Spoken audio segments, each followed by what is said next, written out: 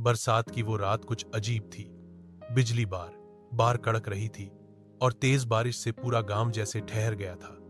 रास्ते सुनसान थे और पेड़ों की शाखाएं हवा में ऐसे हिल रही थीं जैसे कुछ कहना चाहती हों। राजीव, जो शहर से अपने ननिहाल आया था, उस दिन अकेला था। उसकी नानी किसी रिश्तेदार के यहां गई थी और घर में बस वो और पुराना रेडियो था जो कब का बजना बंद कर चुका था। बारिश से बचने के लिए खिड़कियां बंद कर दी थीं, लेकिन ठंडी हवा फिर भी कहीं से घर में घुस रही थी। रात के करीब 11 बजे अचानक दरवाजे पर किसी ने दस्तक दी। ठक ठक ठक ठक। राजीव चौंका। इस वक्त कौन हो सकता है?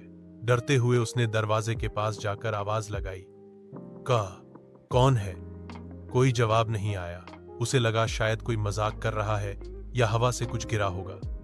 वो वापस मुड़ ही रहा था कि फिर वही दस्तक हुई, इस बार जरा जोर से। ठक ठक ठक। अब की बार उसका दिल जोर से धड़कने लगा।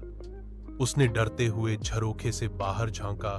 बाहर कुछ नहीं था, सिर्फ बारिश और अंधेरा। वो पीछे हट ही रहा था कि अचानक एक फटी सी औरत की आवाज आई। खोलो, मैं भीग गई हूं। राजीव कांप गया। उसने झरोखे से दोबारा देखा। एक अधेड़ उम्र की औरत सफेद साड़ी में सिर झुकाए खड़ी थी। बाल बिखरे हुए और चेहरा दिखाई नहीं दे रहा था।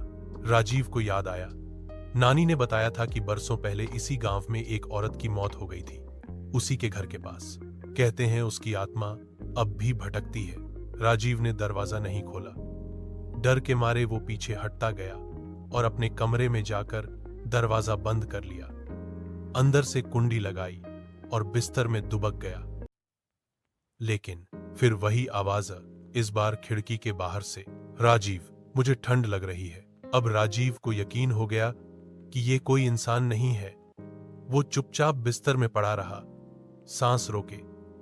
अचानक बिजली चमकी और खिड़की के बाहर उसने एक चेहरा देखा, खून से सना हुआ, पीला, बिना पलक झपकाए उसकी ओर देखता हुआ। सीख, हर कहानी में एक रहस्य होता है, लेकिन हर रहस्य को जानना जरूरी नहीं।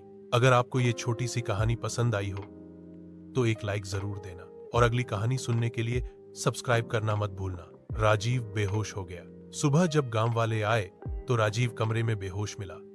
दरवाजा अंदर से बंद था, लेकिन खिड़की खुली हुई थी और जमीन पर गीले पैरों के निशान थे जो घर से बाहर नहीं जा रहे थे, बल्कि अंदर की ओर आ रहे थे।